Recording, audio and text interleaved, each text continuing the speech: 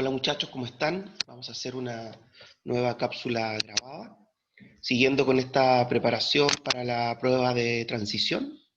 Ya estamos en el siglo XIX, en el siglo XIX chileno, y en la sesión anterior trabajamos el periodo que va desde la renuncia de O'Higgins en 1823 hasta 1830. Es la primera etapa de organización o de intento de organización de la República, que es un periodo que está marcado por la crisis, tanto económica como política, una crisis política que está dada por las diferencias que existen en cuanto a proyecto de organización de la República dentro de la élite, entre dos grupos muy marcados, que es el grupo de los pelucones o conservadores y el grupo de los pipiolos o liberales.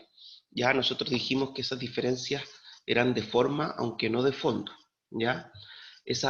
Con eso nos referimos es que hay ciertos acuerdos generales que ellos tienen, ya como por ejemplo, que son acuerdos de élite, ya como por ejemplo de aristocracia terrateniente, como por ejemplo que los que gobiernan son ellos, que los que tienen el poder económico son ellos, que los que concentran la propiedad de la tierra son ellos, que los que votan son ellos, ¿cierto?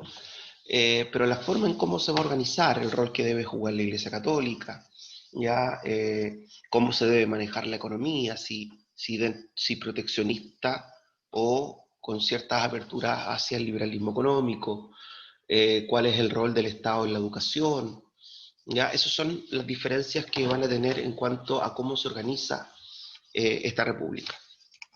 También es un periodo que, producto de esta diferencia, genera crisis política porque está marcada por el caudillismo, ya esta identificación personalista con los líderes de cada bando, ya Ramón Freire, por ejemplo, para el caso de los liberales. ¿Ya? Hay crisis política también por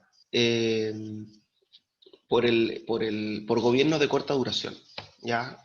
Constantemente se van alternando liberales y conservadores dentro de la dirección del Estado. Y por el ideal ilustrado de que una constitución puede organizar la sociedad y el Estado.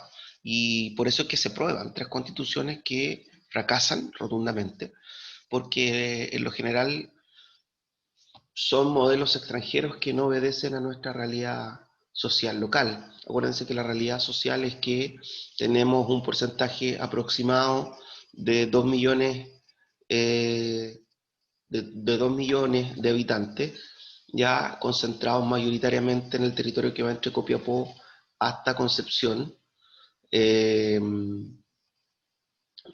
con más del 90% de una tasa de analfabetismo, con una muy baja esperanza de vida, con una alta tasa de mortalidad infantil y con una población mayoritariamente rural que vive bajo el sistema de peones o inquilinos. Por tanto, no están habilitados para la actividad ciudadana, para poder sufragar, por ejemplo, ¿ya? Sino que están sometidos todavía a un sistema casi pseudo-feudal, donde el patrón de la hacienda en el fondo influye directamente sobre la vida de esas personas, ¿ya? Ahora, hay una crisis también económica por los costos de la guerra, el endeudamiento con Inglaterra, eh, el, el, el desorden de las cuentas públicas también es un tema importante. Y eso se traduce en que los estancos, estos monopolios que entregaba el Estado, fracasan. Y de hecho ahí aparece la figura de lo que nosotros vamos a hablar hoy día. Diego Portales, un estanquero que tenía el estanco más importante, que es el del tabaco, el licor y los naipes, que había conseguido este estanco junto a su socio Manuel Sea, en la compañía que ellos tenían, con el compromiso de pagar la deuda externa que Chile tenía con Inglaterra. ¿Ya? Pero obviamente que este estanco quebró por el tema del mercado negro y la poca fiscalización por parte del Estado. ¿Ya? Portales después termina demandando al Estado chileno por estas circunstancias y participa e ingresa a la política bajo la estructura del bando conservador, principalmente por el ideal de orden que tenían por sobre la idea de progreso, ya que esa era una de las diferencias también de forma entre liberales y conservadores. ¿Ya? El periodo que yo les describí anteriormente y que está grabado en el aula virtual, que ustedes lo pueden ver, se llama el periodo de los ensayos constitucionales o primera etapa, donde sí, a pesar de todos estos elementos de crisis, se llega a una gran conclusión, que lo que hay que organizar es una república. El problema es que no se sabe cómo. Y ahí es donde entra en juego esta persona. Ese periodo de los ensayos constitucionales o primera etapa de la organización de la república termina con una guerra civil entre liberales y conservadores que se inicia en el año 1829 y termina en 1830 con la batalla de Lircay, donde el general Prieto termina derrotando a las fuerzas de Ramón Freire, quien se va exiliado, y se inicia el periodo conservador que va a durar aproximadamente 30 años. En este gobierno del mismo general Prieto, que va a ser el primer gobierno decenal del periodo conservador, va a aparecer en varios ministerios el señor Diego Portales Palazuelos, ya como les dije, un comerciante, un estanquero, que tiene como idea principal ordenar el Estado chileno para que tengan éxitos sus negocios y no fracasen como el estanco, el tabaco, el licor y los naipes. ¿Ya? Por eso que el Estado chileno se organiza de golpe, se organiza por la idea de república que tiene el señor Diego Portales. ¿Ya? No es un proceso concientizado, no es un proceso socializado, sino que es un proceso que está marcado, ¿ya? De lo que Edward llama el estado en forma, el peso de la noche. ¿Ok? Esta, esta idea o solución que propone Diego Portales, ya que se va a plasmar en la Constitución de 1833 y le va a dar forma al Estado chileno. El objetivo de aprendizaje, chiquillos, es que podamos caracterizar cómo se organiza la República dentro de lo que tiene que ver con el voto censitario, la institucionalización del debate político, ¿cierto? La persistencia de conflictos como crítica al centralismo en Santiago, entre el Ejecutivo y el Legislativo, etc. Ya, esta primera imagen, chiquillos, para que ustedes vean el rol político que tuvo Diego Portales. Nunca fue presidente de la República, ¿ya? De hecho, él decía, a mí las cosas políticas no me interesan, ¿ya? Y de hecho, él siempre, también, él escribía muchas cartas, de hecho, de ahí se saca el pensamiento de Diego Portales, y en esas cartas él expresaba que él había ingresado a la política solamente para poner orden, para que sus negocios fueran exitosos. Nunca fue presidente de la República, como les decía, pero sí ocupó diversos ministerios. De hecho, en algunos momentos fue triministro, ya ministro del Interior, ministro de Relaciones Exteriores, ministro de Guerra y Marina, y también fue gobernador militar de Valparaíso.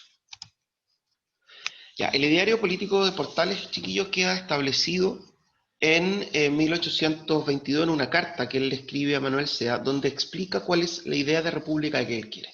¿Ya? Y aquí es donde está la clave, chiquillos, generalmente. De aquí salen las preguntas que después le hacen a ustedes en la prueba. Dice, a mí las cosas políticas no me interesan, pero como buen ciudadano puedo opinar con total libertad y aún censurar los actos del gobierno.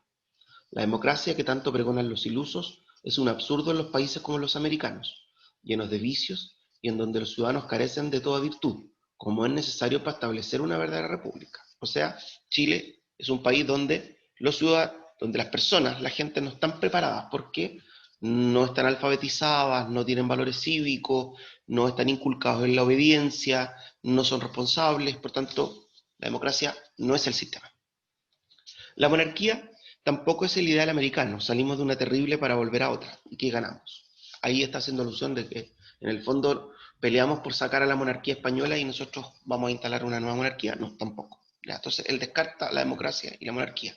Y él dice, la república es el sistema que hay que adoptar, pero como saben, pero ¿saben cómo yo la entiendo para estos países? Un gobierno fuerte, centralizador, cuyos hombres sean verdaderos modelos de virtud y patriotismo, y así enderezar a los ciudadanos por el camino del orden y la virtud. Cuando se haya moralizado, venga el gobierno verdaderamente liberal y libre, lleno de ideales, donde tengan parte todos los ciudadanos. ¿Ya? Una república fuerte, autoritaria, centralizada, con un rol moralizador por parte del Estado, impersonal, no caudillista, ¿ya? Presidencialista. Entonces, toda esta idea de Diego Portales queda plasmada en la Constitución de 1833. ¿Cuáles son las bases del ideario portaliano? El autoritarismo, ¿cierto? La eficiencia del aparato burocrático de las instituciones del Estado, la idea de orden, la subordinación de las Fuerzas Armadas al Estado, ¿cierto? Y ahí está tratar de poner fin un poco a los caudillos, porque surgían generalmente de la Fuerza Armada, la importancia de la seguridad nacional, el rol pedagógico o moralizador del pueblo, y también este carácter de generar un poder presidencial con amplias atribuciones. Ya, estos ejercicios prácticos, chiquillos, por un tema de tiempo en la cápsula grabada, los vamos a resolver en el horario chat, por eso es muy importante que se conecten todos los lunes a las 8:30 de la mañana. Ya, nosotros, chiquillos, estamos aquí, ¿ok? En el periodo conservador, donde se va a organizar el Estado chileno bajo la solución portaliana, ¿ok?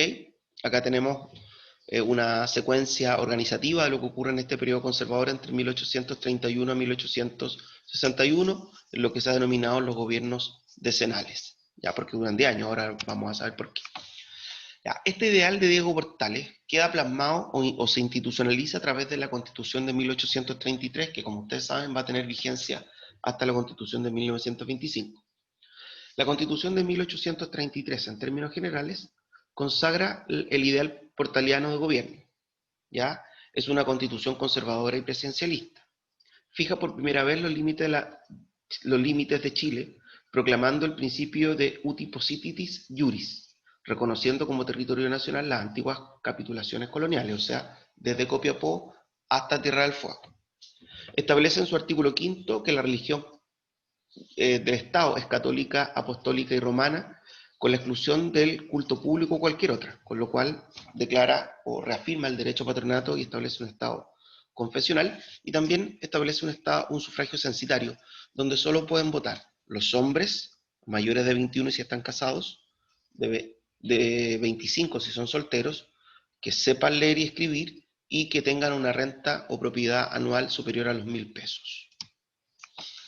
Como les dije anteriormente también, esta es una constitución presidencialista por la gran cantidad de atribuciones que le da el presidente de la República. El presidente de la República dura 5 años en el cargo, pero puede ser reelecto por un periodo inmediato. La gran mayoría de los presidentes, todos los presidentes de la República Conservadora van a asegurar su reelección. ¿Por qué? Porque como dice el punto 2, es el presidente de la República el gran elector. ¿Ya? Es quien organiza y entrega los resultados del proceso electoral, lo cual genera una amplia intervención. También nombra a ministro y general de las Fuerzas Armadas, tiene derecho a vetar proyectos de ley tramitados en el Congreso. Ojo, eso es muy importante. El presidente puede vetar leyes. Si algo no le gusta, la veta. Poder omnipotente del presidente. Cuenta con las facultades extraordinarias como declarar estado de sitio, dicta leyes periódicas como la Ley Periódica de Presupuesto Nacional. Ojo, ahí hay un punto importante que lo diré más rato. Y también dirige o preside el derecho de patronato. Las atribuciones del Congreso es que concurra a la formación de leyes y las promulga. Es un Congreso desde su origen bicameral. Debe aprobar la ley periódica de presupuesto que presenta el presidente de la República. Aquí el tema importante, chiquillo. Cuando el Congreso se dé cuenta de la gran carta bajo la manga que tiene con esta aprobación de la ley periódica de presupuesto, va a comenzar a restarle autoridad al presidente de la República. Y eso se va a dar principalmente durante la República Liberal. Y de hecho va a llevar a la Guerra Civil de 1891. Y puede interpelar a los ministros de Estado. El Poder Judicial, mayoritariamente, chiquillos, tiene que velar por impartir justicia, ¿ya? Estos ejercicios, como les dije, y lo que es, los vamos a resolver en horario chat. Un tema importante también, chiquillos, que Portales muere en el contexto de la guerra contra la Confederación Peruano-Boliviana, que de hecho su asesinato toma o le da un sentido nacional a esta guerra que era muy rechazada por un amplio sector de la aristocracia porque decían que era solo un capricho de Diego Portales. ¿Por qué un capricho de Diego Portales? Porque en el fondo lo que está en disputa en esta guerra no es una disputa por territorios, no confundir con la guerra del Pacífico que es de la segunda mitad del siglo XIX. ¿Ya? Esta es una guerra de predominio comercial entre el puerto del Paraíso y el puerto del Callao. De hecho, Portales dice que la Confederación Peruano-Boliviana debe desaparecer para siempre jamás de la faz de la tierra, porque en cuanto a territorio, población y recursos naturales, nos van a terminar arrebatando el Pacífico. Por tanto, Chile depende de que esto se desarme para que Valparaíso se posicione como el puerto principal de Sudamérica. ¿Ya? Chile obtiene la victoria en esta guerra y se sitúa Valparaíso como el puerto principal durante gran parte del siglo XIX. Los veo en el horario de chat, chiquillos, donde vamos a resolver además los ejercicios y esta semana ustedes se llevan una actividad evaluada que la tienen que entregar la próxima semana, ya que va a ser la primera nota del segundo semestre. Chao niños, que estén bien.